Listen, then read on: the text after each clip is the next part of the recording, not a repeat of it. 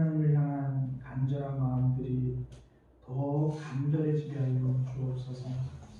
하나님의 예배를 사모하고 하나님을 기대하는 마음을 우리 각자에게 주셔서 있는 곳에서 하나님을 예배하고 삶에서 하나님을 깊이 묵상하는 시간 되도록 인도하여 주옵소서. 한국 교회를 붙들어 주옵소서. 대한민국을 붙들어 주옵소서.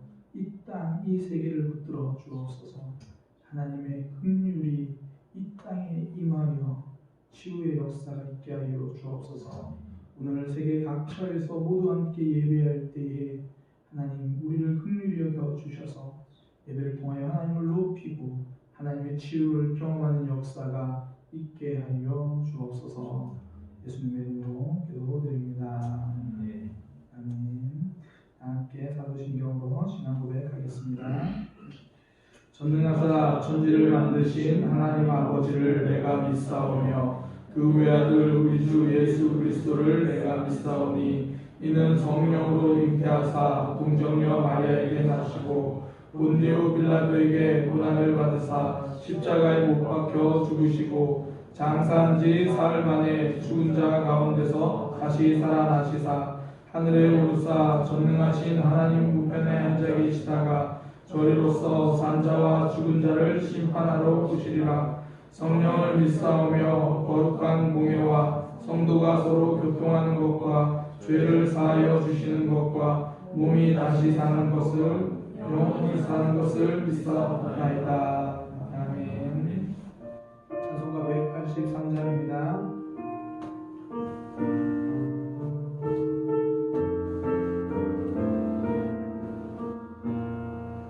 빈들의 마른 풀같이 시든 나의 영혼 주님의 약속한 성령 간절히 기다리네. 가물어 메마른 땅에 단비를 내리시는 성령의 단비를 부어 새 생명 주옵소서. 반가운 빗소리 들려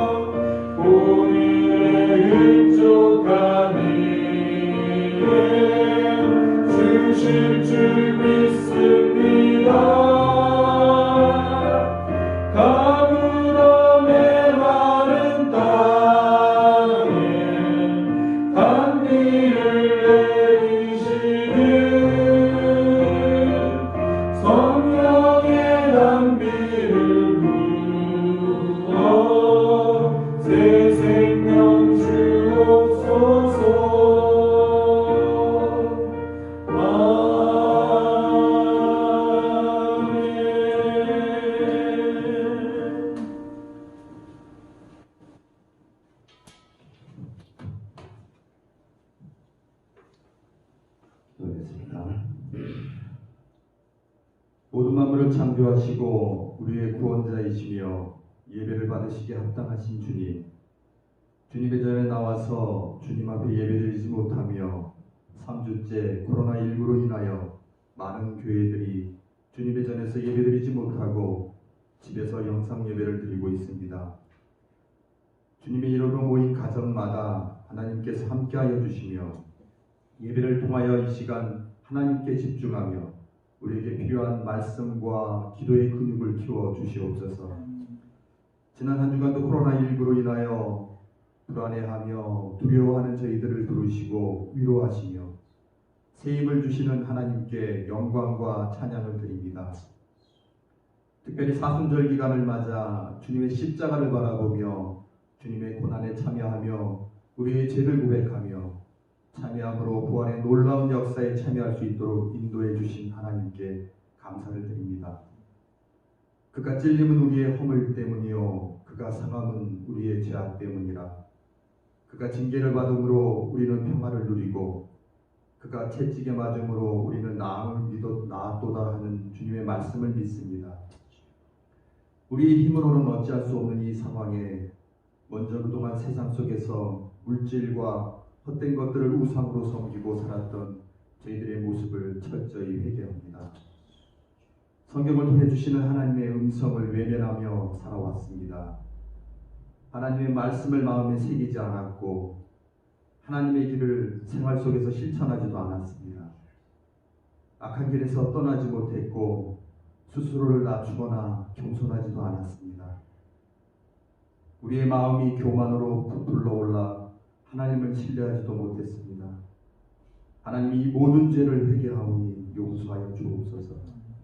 살아계신 하나님, 그리스도 예수 안에서 우리의 삶이 변화되기를 소원합니다. 우리의 삶이 깨끗하고 수정같이 맑아지게 하시옵소서. 우리가 깨끗한 손과 순결한 마음으로 하나님 앞에 서게 하시옵소서. 정의와 진리와 공의가 사라진 이 땅에 오직 말씀을 붙들고 참회의 기도로 사며 십자가의 사랑과 생명이신 주님만을 바라보게 하시옵소서. 주님, 저희들 긍휼히 여겨주셔 하늘의 문을 열어 바이러스의 무서운 질병으로부터 하루속히 벗어날 수 있도록 역사하여 주시옵소서. 지금도 여전히 우리를 사랑하시는 하나님, 경제적으로 육신적으로 고통 속에서 좌절하는 이웃들을 십자가의 사랑으로 물질을 서로 나누며 위기를 극복할 수 있는 지혜를 주셔서 슬기롭게 하나님의 방법으로 고난의 길을 나누며 살아가는 이 나라가 되게 하여 주옵소서. 오늘도 말씀을 전하시는 박명수 목사님에게 갑절의 영역을 더하심으로 능력 있게 하나님의 말씀을 대언하실 때마다 우리의 마음의 밭에 떨어져 성령의 열매를 맺게 하여 주시고 예배의 소중함을 깨닫게 하시고 신령과 진정으로 예배드리는 삶 가운데에 열매 맺는 복된 은혜를 더하여 주옵소서. 우리를 치유하시며 가장 선한 곳으로 인도하시는 예수 그리스도의 이름으로 기도합니다. 아멘.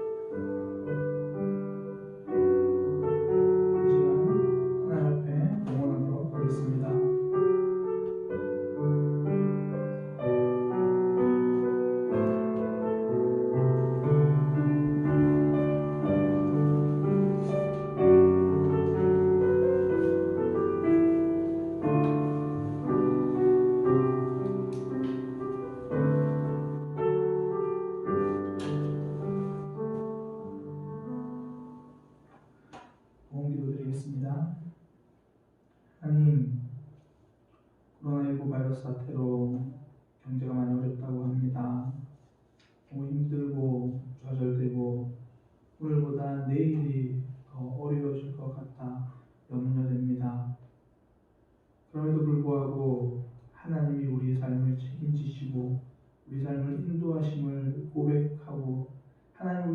주님을 고백하기에 주님 앞에 물질을 드립니다. 하나님, 이 물질 드림이 우리의 신앙 고백이 되게 하여 주옵소서. 우리가 하나님 앞에 드리는 삶을 통하여 하나님을 주인으로 고백할 때 주인 되신 하나님께서 우리의 삶을 붙들어 주시고 책임져 주시며 인도해 주시고 공급하여 주옵소서. 이 물질이 쓰이는 곳곳마다 하나님의 사랑이 나타나게 하시고 하나님 나라가 확장되는 역사가 있게 하여 주옵소서. 하나님, 이 땅을 살아갈 때 물질이 필요합니다. 주님께서 때를 따라 공급하시는 은혜를 우리에게 부어 주옵소서. 믿음으로 살아갈 때 물질이 시험 들기도 합니다. 우리의 믿음 붙들어 주셔서 하나님을 우리의 최고의 가치로 모셔드리며 하나님을 찬양하는 삶이 되도록 인도하여 주옵소서. 예수님의 이름으로 기도드립니다. 아멘. 교회 소식입니다. 오늘도 예배를 각 가정에서 온라인으로 드리고 있습니다. 예배 후에 함께 예배드린 가족과 또 구역 모임을 진행해 주시고요. 특별히 우리 구역 교사분들은 우리 구역 식구들에게 또 연락을 잘 해보시면 좋을 것 같아요. 요즘 카카오톡으로 단체 대화가 가능하다고 그러더라고요. 그래서 좀 짧게나마 또 서로 간에 그렇게 연결하셔서 아무도 모르시고 또 상황도 이렇게 또 위에서 기도 제목도 또 함께 나누면서 기도하고 그런 시간이 됐으면 좋겠습니다. 혹시 영상 보셨나요? 교회 지금 예배 지난주 영상도 이제 올라갔는데요. 오늘도 구역 모임 사진 또 여러 가지 사진들 우리 김선 청년에게 보내주시기 바랍니다. 많이 보고 싶습니다. 정말 많이 보고 싶고요. 예. 오늘 특별히 사진을 찍으실 때 사진만 남기지 마시고 가정별로 우리 가능하시면 짧게, 길게 말고 짧게 영상 편지라도 좀 이렇게 보내주세요. 우리 다들 서로에게 안부도 좀 전하고 그렇게 했으면 좋겠습니다. 인터넷이 발달하고 기술이 발달하면 우리 누려야죠. 그래서 짧게 우리 잘 지내고 있습니다. 교회를 위해서 성도들을 위해서 짧은 우리 영상 편지 각 가정에서 이렇게 또 짧게 녹화하셔가지고요 이렇게 보내주시면 되겠습니다. 지금 정부에서 4월 6일을 일단 계약으로 잡았습니다. 그 말은 4월 6일까지 사회적 거리두기를 계속 지금 이어가겠다는 거거든요. 특별히 이번 주하고 다음 주는 나라에서 좀 강력하게 좀 이렇게 협조 요청을 많이 지금 구하고 있더라고요. 대통령도 또 많은 이제 이야기를 하는데 우리가 나라와 민족을 위해서 우리 함께 기도하기 원합니다. 우리 교회도 협력하는 차원에서 또 성도들의 안전, 또 건강, 또 지역 사회에 대한 그런 배려와 신뢰성 회복을 위해서 4월 5일 현재는 4월 6일 예배까지 지금과 같은 모습을 이렇게 예배를 드리게 될 겁니다. 물론 사태 추이를 지켜보면서요 또 맞게 적절하게 대응하도록 하겠습니다. 제가 지난 주간에 페이스북에 한 목사님이 올리신 글을 봤어요. 개인적으로 마음이 참 아팠습니다. 이제 나라에서 안전을 위해서 사회적 거리두기 일환으로 예배들에 대해서 이렇게 이야기를 하니까 지금 대통령이 해야 될 건 그게 아니라 교회들을 향하여 나라와 민족을 위해서 기도해 주십시오라고 말해야 되겠다. 그렇게 적혀있는 제가 보면서 이제 교회가 기도도 갑질을 하는구나. 당연히 나라와 민족을 위해서 우리는 기도하고 있으니까 기도하면서 협력하겠습니다라고 이야기를 해야 되는데 왜 대통령이 우리고 기도 요청을 하지 않느냐. 그러니까 그런 식으로 이제 글을 썼더라고요. 기도는 갑질이 아닙니다. 성김입니다. 우리가 나라와 민족을 위해서 기도하고 있습니다. 기도해야 하고요. 기도하면서 삶으로 여러 모양으로 협력하며 함께 나아갈 겁니다. 이번 사태를 통하여 교회들이 함께 모여서 예배하지 못합니다. 그러나 그것을 통해서 각자의 자리에서 하나님을 경험하게 될 줄 확신합니다. 우리 성도들의 삶과 신앙을 위해서 계속 기도해 주시기 바랍니다. 우리 옆에 있는 친구들과 함께 인사하겠습니다. 사랑의 교회는 삶의 변화를 경험하는 교회입니다. 우리 교회는 삶이 성장하는 교회입니다. 제 믿음과 삶이 성장하고 있습니다. 함께 하나님 말씀 보도록 하겠습니다. 사도행전 2장 1절에서 4절까지 말씀입니다.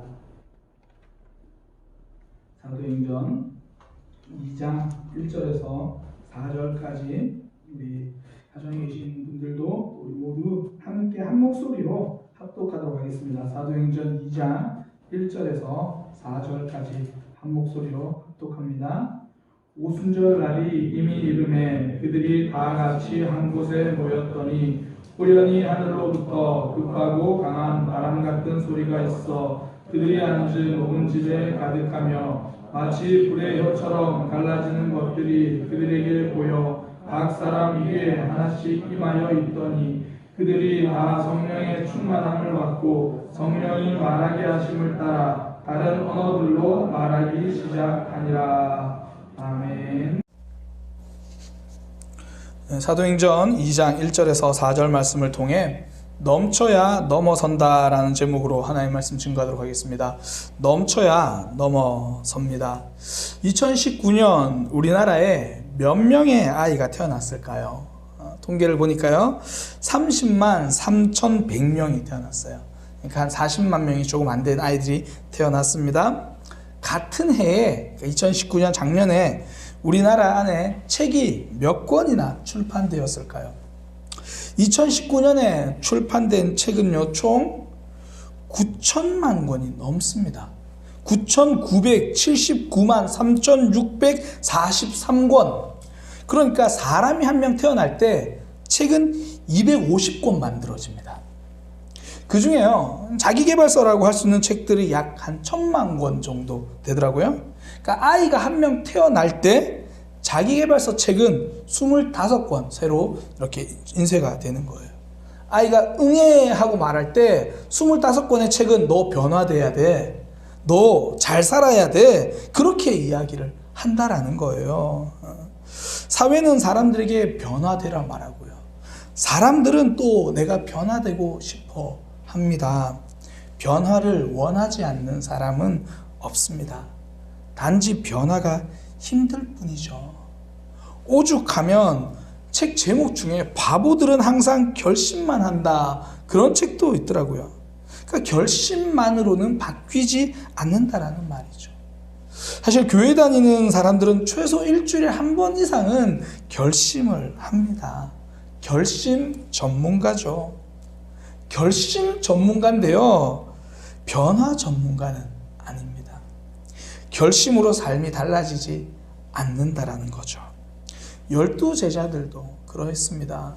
예수님이 고난 받으실 거라고 말씀하시니까요, 베드로가 그렇게 말합니다. 예수님, 제가 죽을지언정, 제가 목숨을 버릴지언정 주님을 떠나지 않겠습니다. 다른 제자들도 동조합니다. 모든 제자들도 그와 같이 말하니라. 우리 예수님 안 떠날 거예요. 결심은 정직했습니다. 그 마음은 진짜입니다.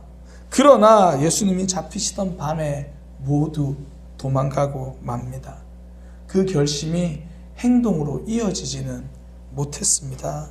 결심만으로 내 행동이 바뀌지 않습니다. 변화의 핵심은요, 결심이 아니라 체험입니다. 체험이 변화의 핵심입니다. 학생들 공부 잘하고 싶어 합니다. 공부해야겠다는 결심도 자주 합니다. 요즘 방학이라서 아이들의 기상 시간이 굉장히 빨라졌잖아요. 12시, 1시, 2시에 일어나는 자녀들 있다는 이야기 듣습니다. 그 친구도 자기 전에는 내일은 공부해야지라고 결심합니다. 근데 결심한다고 해서 성적이 변화가 되는 게 아니죠. 성적은 앉아있는 시간이 채워지면 그제야 변합니다. 한 번 공부한다고 달라지는 것이 아니라 공부가 쌓이고 채워져야 변합니다. 여리고성 전투가 그랬잖아요. 하나님이 처음에 그냥 돌아라 그렇게 이야기하세요. 하루에 한 바퀴씩 돌아라. 그렇게 7일을 돌아야 했고요. 또 마지막 7일은 7번을 돌아야 합니다. 아니, 어차피 돌아서 무너질 여리고성이면 하나님은 한 번만 돌고도 무너뜨리실 수 있습니다. 그런데 7일을 돌라고 말씀하시는 거예요. 이거 왜 하나, 이런 생각이 듭니다. 이게 무슨 의미가 있나, 그런 마음이 듭니다. 채움은 마지막까지 채워지기 전에는 아무런 변화가 없거든요. 그런데 7일이 되고 마지막 번 7번을 다 채우고 나니까 견고한 여리고성이 무너집니다. 채워지면 견고한 벽도 무너집니다. 예수님께서 하늘로 올라가시기 전에 제자들에게 하신 말씀이잖아요. 예루살렘을 떠나지 말고 약속한 성령을 기다리라. 성령님이 오실 때까지 기다리라고 말씀하십니다.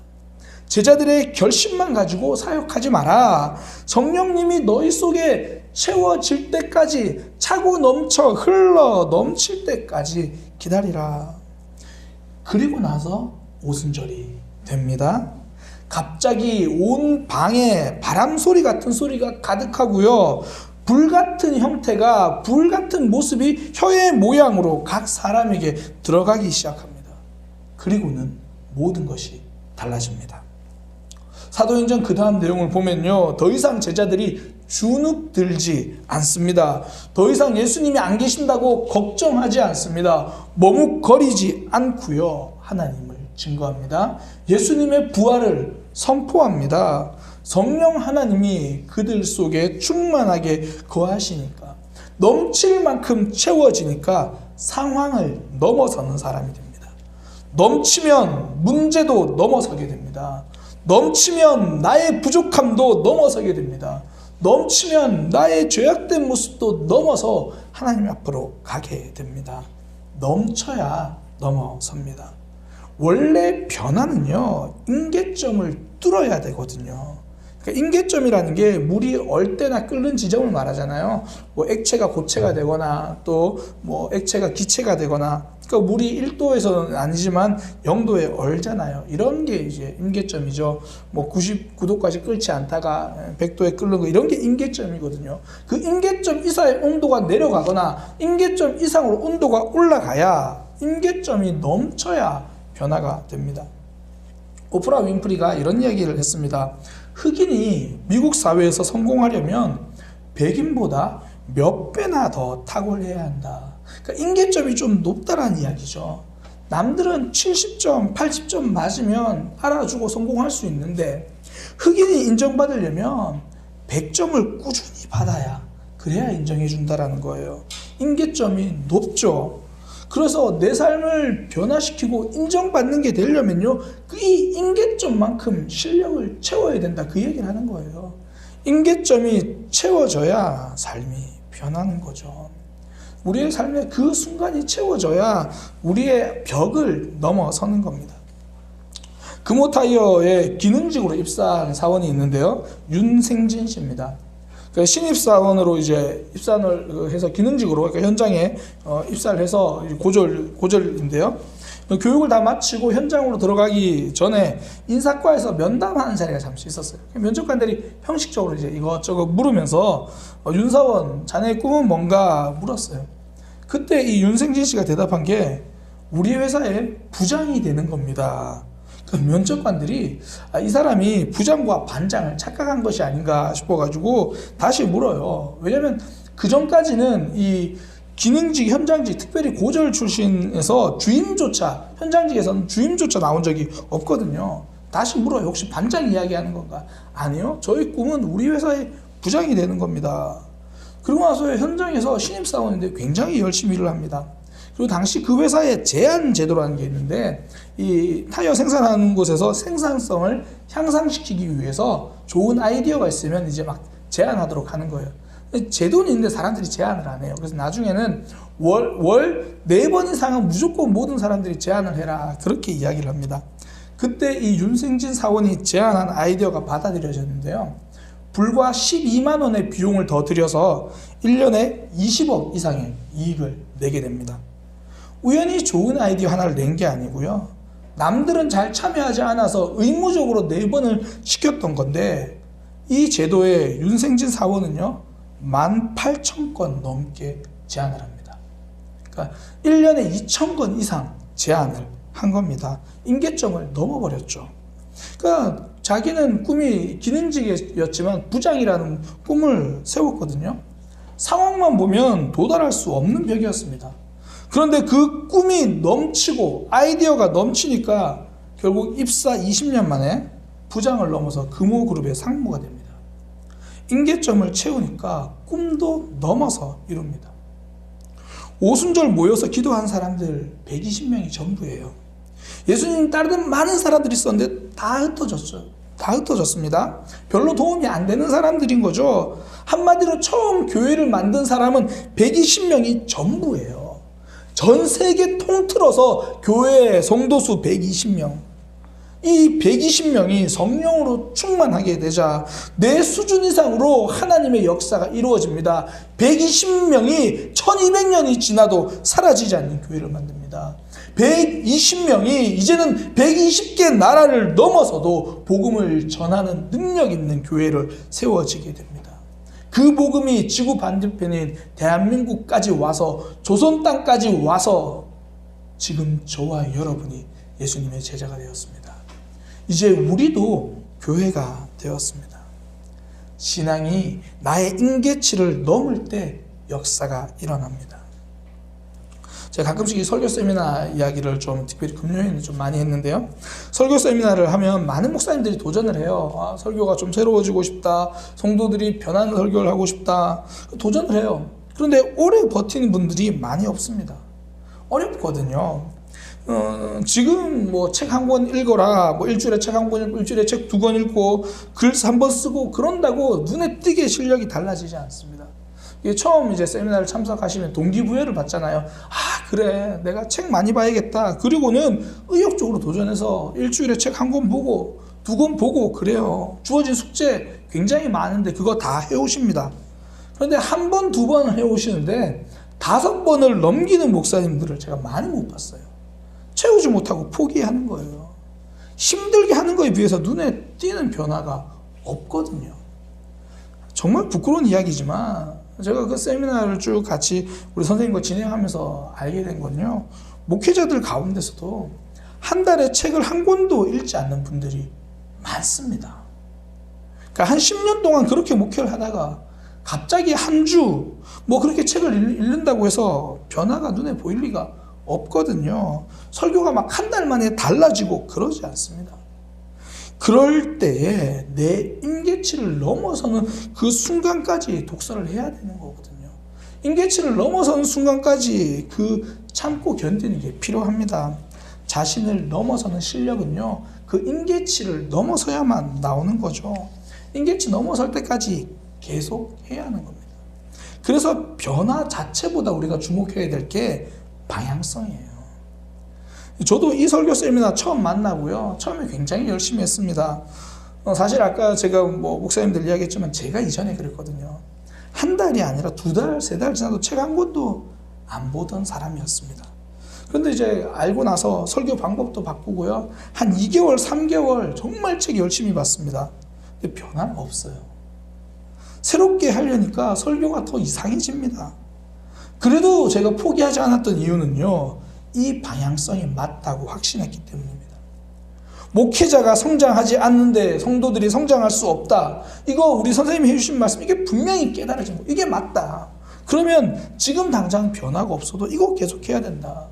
그렇게 임계점을 돌파할 때까지 이어갔습니다.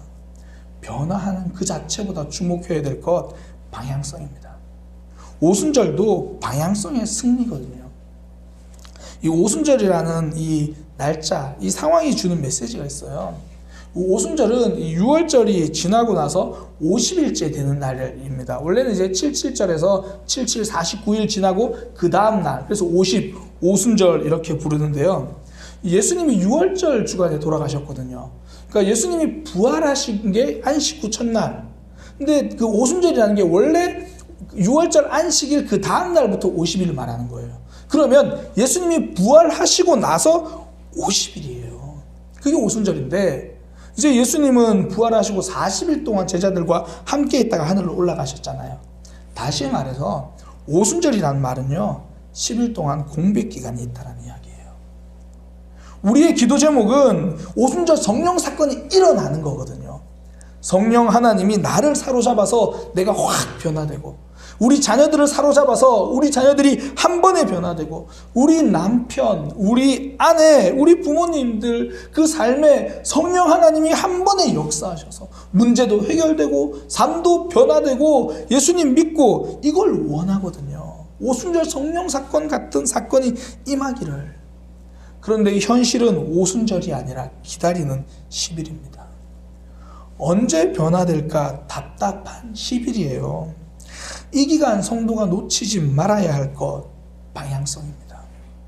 언제 변화될 건가 이거 보고 있는 것이 아니라 내 신앙의 방향성은 옳은가, 내 속에 지금 말씀이 채워지고 있는가, 내 삶의 기도가 채워지고 있는가. 이 방향성이 옳다면 시간이 지나면요 임계점을 돌파하게 되어 있습니다. 저도 목회를 하다 보면 가끔 순간순간 조급함이 몰려올 때가 있습니다. 이제 함께 모여서 예배한 순간이 되면요 3층이 새로워져 있을 거예요. 3층 공사 앞두고 있는데 이런저런 생각을 하다가 그런 생각이 드는 거예요. 앞으로 우리 교회가 어떤 모습으로 달라질까, 그런 생각을 하다가 이 사단이 주는 마음이 있거든요. 네가 과연 잘할 수 있을까? 이제 이런 마음을 주는 거예요. 과연 하나님 기뻐하시는 모습이 될 수 있을까? 그런 미혹이 찾아와요. 그런 미혹을 이기는 힘은 변화될까? 이걸 보는 게 아니라 지금 내가 가고 있는 방향성은 맞는가? 그걸 보는 거예요. 지금 방향성이 틀리지 않았으면 시간이 지나면 오순절 성령 사건은 찾아오게 되어 있습니다. 임계점이 도달하면 변화한다라는 거예요. 이스라엘 백성들이 애굽에 나올 때요, 애굽에서 나올 때 바로 왕은 10번이나 거절합니다. 처음에 그냥 찾아갈 때 거절하죠. 나일강이 피로 변하는 그런 이적을 보고도 거절합니다. 때로는 어떤 재앙에서는 바로의 마음이 살짝 흔들린 것 같아요. 그런데 또 거절합니다. 이 가족을 위해서, 문제를 위해서 기도할 때마다 느끼는 감정이잖아요. 계속 거절당하는 느낌. 그러다가 살짝 변화되는가 싶었는데 금방 또 거절이에요. 이 문제가 언제 해결될까? 자녀들이 언제 달라질까? 아니, 나는 언제 변화될까? 길이 보이지 않는 거예요. 근데 모세는요, 바로 왕이 거절해도 계속 찾아갑니다. 방향성이 분명하죠. 하나님이 주신 사명, 그 말씀대로 방향성 있게 갑니다. 찾아가고 또 찾아가고 또 찾아가고 결국 바로 왕이 항복하고요, 애굽에서 나옵니다. 상황이 변화된 거예요. 방향만 변하지 않으면 상황이 변하게 되어 있습니다. 길도 모르고 지도도 없는데 동해 바다를 찾아가야 한다면요, 모르면 동쪽으로만 가시기 바랍니다. 계속 동쪽으로 가면 정동진을 만나든지 좀 잘못 가도 삼척 바다에는 도착하게 되어 있습니다. 동해 바다 보는 거예요. 프랑스 철학자 몽테뉴가 이렇게 말합니다. 어디로 배를 저어야 할지 모르는 사람에게는 어떤 바람도 순풍이 될 수 없다. 한 교회 목사님이요, 한 목사님이 새로운 교회에 이제 부임해서 가셨습니다. 작년 출석 성도 한 250명 정도 되는 교회였거든요. 하나님이 주시는 마음으로 정말 바르게 열심히 목회를 했습니다. 그렇게 한 1년 정도 목회하시고 나서 이 동기 목사님들하고 이제 모임이 있어가지고 나갔는데 동기 목사님들이 질문을 하는 거예요. 요즘 목회 잘하고 있어? 그랬더니 그럼 우리 교회 부흥하고 있어, 그러는 거예요. 그래서 동기 목사님이 물었어요. 그래? 얼마나 부흥했는데? 50명이 떠났어. 원래 250명인데 이제 200명이야. 부흥하고 있어. 동기 목사님이 더 이상 못 물어보겠는 거예요. 그리고 이제 다시 또 이제 있다가 1년 후에 또 동기 모임이 돼서 만났어요. 대화 중에 목사님들 거의 대화 주제는 일정하거든요. 대화 중에 또 그 이야기 나왔어요. 요즘 목회 잘하고 있어? 잘하고 있어. 부흥하고 있어. 50명이 더 나갔어. 이제 150명이야. 부흥하고 있어. 그러니까 궁금함을 참지 못한 동기 목사님이 물었어요. 그게 어떻게 부흥이냐? 많이 힘들지? 아니, 진짜 부흥이야. 하나님께 물어보면서 하나님이 기뻐하시는 방향으로 진행하는데 그것이 힘들고 불편해서 떠나면 그건 부흥이야. 이제 우리 교회는 하나님의 일을 기뻐하는 성도들의 비율이 더 많아졌어. 방향성이 분명하니까 상황이 변해도 마음은 변하지 않습니다. 결국 그 교회 100명까지 줄었습니다. 그리고 이후에요, 건강한 교회로 소문나면서 양쪽으로도 함께 부흥했습니다. 그 교회의 임계점은 커지는 것이 아니라 작아지는 것이었습니다. 방향성이 틀리지 않으면, 그렇게만 분명히 간다면 하나님은 역사하십니다. 제가 부교육자로 있을 때요, 부산교회 목사님이 자주 해주시던 이야기가 있어요. 교회가 기도하고 있을 때 찾아오는 어려움은 걱정하지 마라. 그 속에는 하나님의 뜻이 있다라는 거죠. 기도하지 않는 것이 걱정이지, 기도하고 있다면 하나님은 역사하실 거다. 성도의 방향성은 하나님입니다. 하나님을 향한 마음을 놓치지 않으면 되는 거예요. 오순절 성령 사건 보세요. 오순절의 성령님은요, 제자들이 요청해서 오신 분이 아닙니다.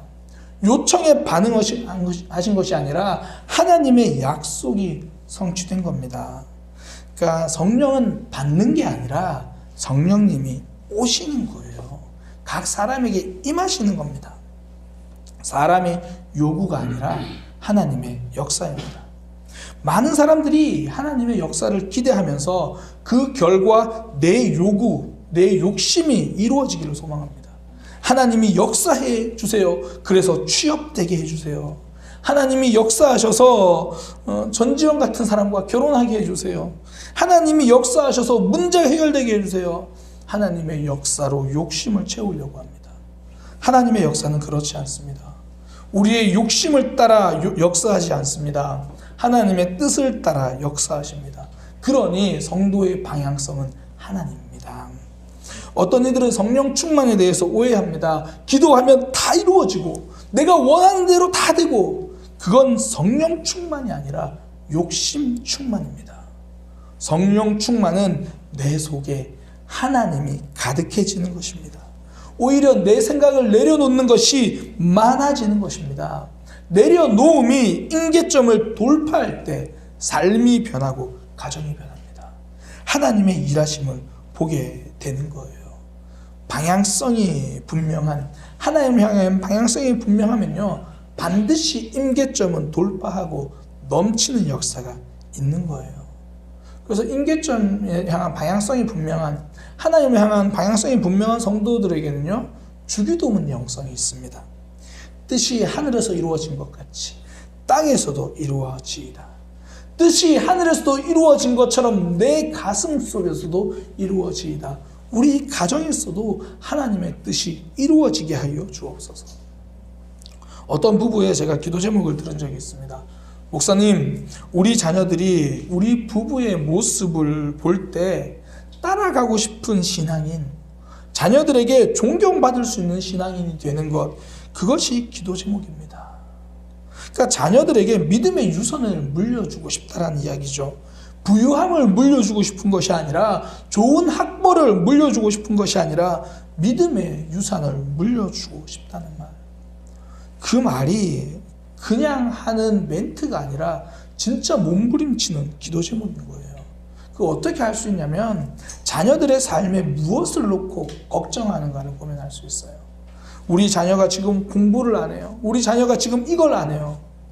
우리 자녀가 하나님께 기도하지 못하고 있어요.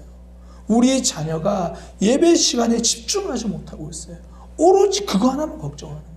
그거 하나만 기도하는 거예요. 그렇게 하나님을 향한 분명한 삶의 방향성이 있으니까 하나님은 그 뜻을 반드시 이루실 겁니다. 자녀들에게 아름다운 믿음의 유산 흘러가게 되어 있는 거예요. 저도 마찬가지입니다.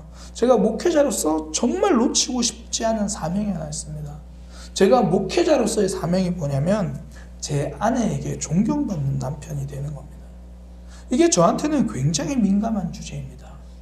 아내에게 존경받는 남편이 되어야지, 존경받는 가장이 되어야지 존경받는 목회자가 될 수 있기 때문입니다. 아내가 저를 존경하지 못하는데 성도들에게 존경받고 있다면 그 삶은 꾸며진 삶입니다. 제 목회는 가면 무도회가 될 뿐입니다. 하나님의 뜻이 제 속에서도 이루어지고, 제가 발딛고 있는 이 땅, 우리 가정에서도 이루어져야 하는 겁니다. 이번 한 주간 큐티를 하면서요. 요즘 목회에 대한 고민들을 하나님 앞에서 계속 하고 있는데 큐티 내용이 그거였어요. 누구든지 나를 따라오려거든 자기를 부인하고 와라. 사람이 제 목숨을 살리고자 하면 죽을 것이다. 그 말씀을 보는데 정신이 번쩍 들더라고요. 그래, 내가 고민해야 될 건 목회가 아니다. 나는 지금 하나님 앞에서 나를 부인하고 있는가? 나는 과연 내 목숨, 내 생명 버리고 있는가? 하나님을 향한 방향성을 놓치지 않는 것. 이것이 목회의 처음이고 목회의 끝입니다. 신앙이 건강하다는 것은 방향이 옳다라는 말입니다. 하나님에게 집중한다는 이야기예요. 성인병을 습관병이라고 말합니다. 다 그런 건 아니지만 대부분 많은 경우 잘못된 습관 때문에 당뇨, 비만, 고혈압, 간질환 그런 게 발생합니다. 그러니까 습관병이라고 말하는 거예요. 그러니까 일상생활에서 건강하지 않은 습관을 유지하니까 그런 질병을 수집하는 거죠. 수집하는 모습과 같은 겁니다. 반대로 건강한 습관을 가지기 시작하면요, 건강은 저절로 따라옵니다. 그러니까 살 안 찌는 분들 보면 체질이라고 말하는데요, 사실 제가 곁에서 보면 체질이 아니라 식습관이 달라요. 가끔씩 어떤 분들이 그런 얘기해요. 저는 어떻게 먹어도 살 안 쪄요. 그런 분은 있겠지만 대부분은 저는 이렇게 말해요. 저랑 같이 저만큼 먹으면 쪄요. 안 쪄요. 그러니까 습관이에요. 습관.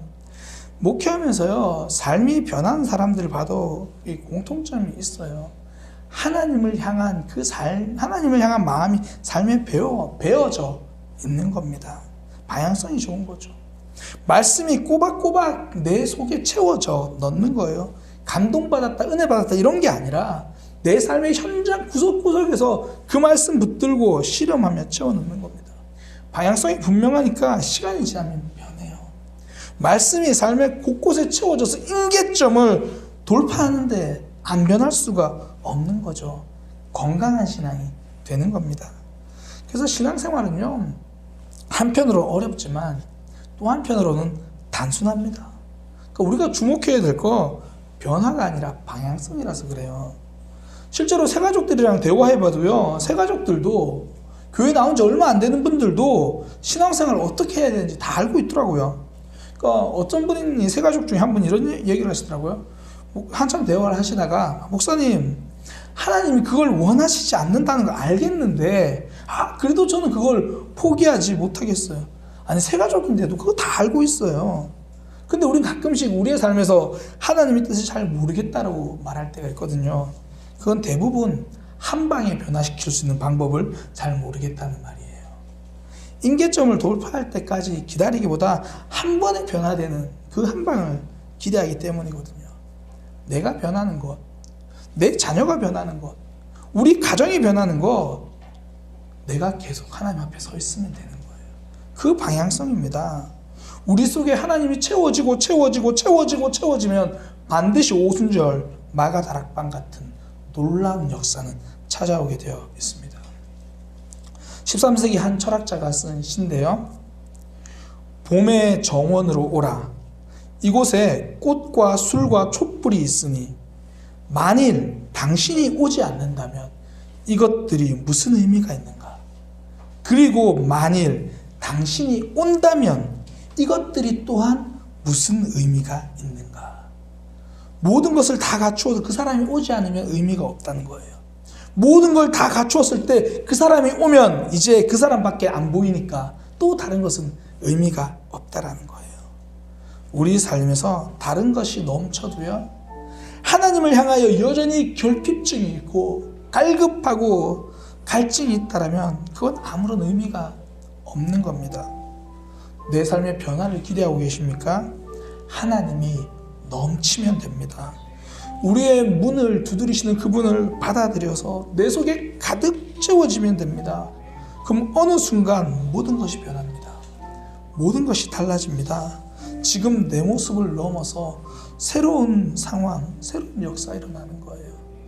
성도는 하나님으로 채우는 사람입니다. 그러면 달라지게 될 것입니다. 저는 우리 성도들의 삶, 또 저의 삶에서 이 성령의 역사가 가득하기를 소망합니다.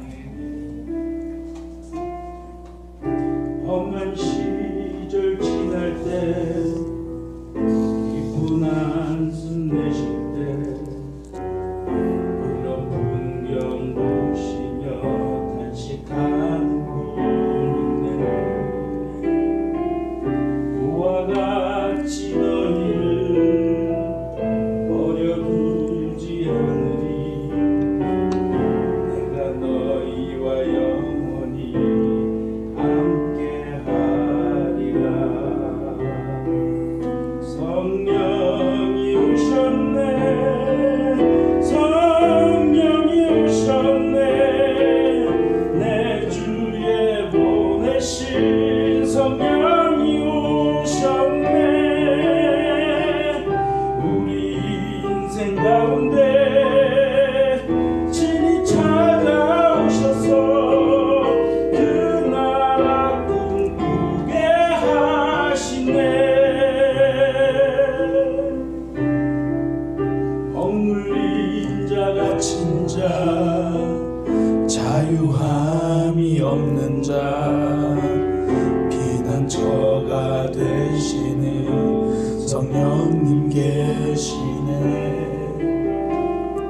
주의 영이 계신 곳에 잠자유가 있다네. 진리의 영이신 성령이 오셨네. 성령이 오셨네. 성령이 오셨네. 내 주에 보내신 성령이 오셨네. 우리 인생 가운데 친히 찾아오셔서 그 나라 꿈꾸게 성령이 오셨네. 성령이 오셨네. 성령이 오셨네. 내 주에 보내신 성령이 오셨네. 우리 인생 가운데 친히 찾아오셔서 그 나라 꿈꾸게 하시네. 우리 이 시간 함께 묵상하며 기도하겠습니다. 변화를 원하십니까? 달라지길 원하십니까? 하나님을 우리 속에 가득 채우시기 원합니다. 임계점이 넘어설 때까지 같은 방향으로 다른 데 눈 돌리지 않고 하나님 앞에 기도하며 하나님 우리 자녀가 다른 것만 아니라 믿음이 하나님 앞에 세워지게 하소서. 그동안 믿음도 원했지만 다른 것도 많이 원했습니다. 하나님 이제 먼저 방향성을 우선히 세워서 먼저 내가 하나님 앞에 바로 세워지기 위해서 신앙의 방향성을 세워서 하나님으로 가득 채우겠습니다. 하나님 기다리는 이 10일 하나님으로 채우면서 견디겠습니다. 때가 되어 오순절 성령 같은 역사가 우리 가정과 우리 삶에 임할 때까지 임계점이 넘어설 때까지 하나님 그렇게 기도하며 살겠습니다. 그런 마음으로 함께 기도하겠습니다. 하나님 인도하여 주옵소서. 주님 우리의 삶 가운데 하나님이 주시는 마음들이 넘쳐나게 하여 주옵소서. 하나님 주여 변화를 기대하고 달라지기를 기도하고 새로워질 것을 기대하지만 여전히 하나님을 받아들이기보다 내 생각으로 가득 차 있고 여전히 내가 판단하고 내가 평가하고 내 마음이 우선임을 주님 앞에 고백합니다. 하나님 우리 속에 하나님으로 채워지게 하여 주옵소서. 하나님이 채워지기 위해서 분명한 방향성 가지고 하나님 앞에 엎드려 기도하는 삶이 되게 하여 주옵소서. 주여 내 속을 들여다봅니다.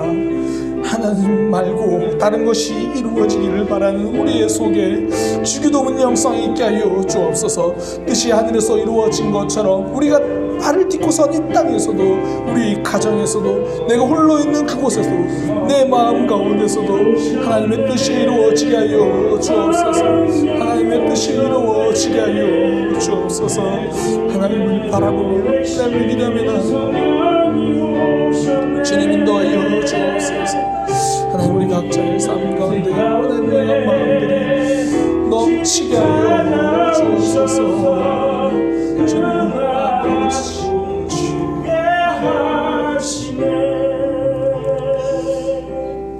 하나님으로 채워지게 하여 주옵소서.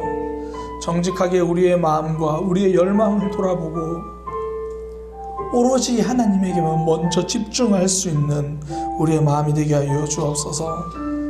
변화가 없는 답답한 삶에 지쳐갈 때라도 하나님을 향한 방향성은 놓치지 않게 하여 주옵소서.